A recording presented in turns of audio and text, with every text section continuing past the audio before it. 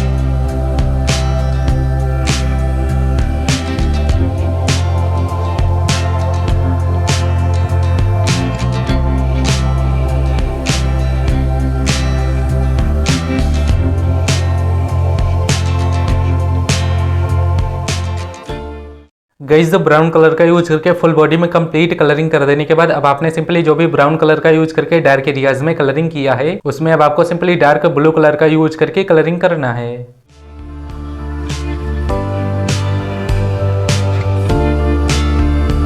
तो गाइज हमने यहाँ पर ब्लू कलर का यूज करके भी कंप्लीट ड्राइंग में कलरिंग कर ली है। एंड इसके बाद हमने सिंपली सबसे पहले जो भी ब्राउन कलर का यूज करके कलरिंग किया था, अब हमें सिंपली बिल्कुल उसी तरीके से फुल बॉडी में ऑरेंज कलर का यूज करके कलरिंग कर लेना है। एंड आप लोगों को सिंपली ऑरेंज कलर का यूज करके भी आप लोगों को हाईलाइट एरियाज को छोड़कर ही कलरिंग करना है।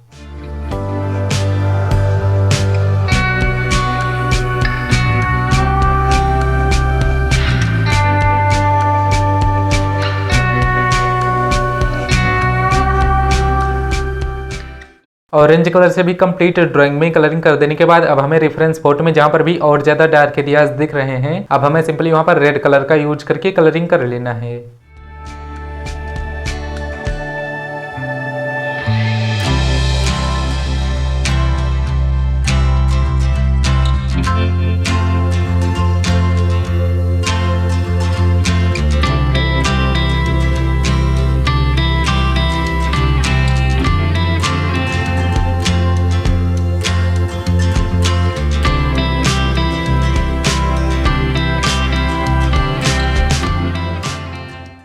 एंड गाइस रेड कलर से भी कंप्लीट कलरिंग कर देने के बाद अब हमने सिंपली जो भी हाईलाइट एरियाज को छोड़कर कलरिंग किया था, अब हमें सिंपली उन पार्ट में येलो कलर का यूज करके कलरिंग करना है। एंड येलो कलर से भी कलरिंग करते समय आप लोगों को जहां पर भी एकदम से व्हाइट हाईलाइट एरियाज दिख रहे हैं, सिंपली उन पार्ट को आप लोगों को छोड़कर ही येलो कलर का यूज करके भी कलरिंग करना है। इसके बाद गाइस अब हमें सबसे लास्ट में रेफरेंस फोटो में जहां पर भी एकदम से ब्लैक पार्ट दिख रहे हैं, अब हमें सिंपली वहां पर डायरेक्ट ब्लैक कलर का यूज करके कलरिंग कर लेना है।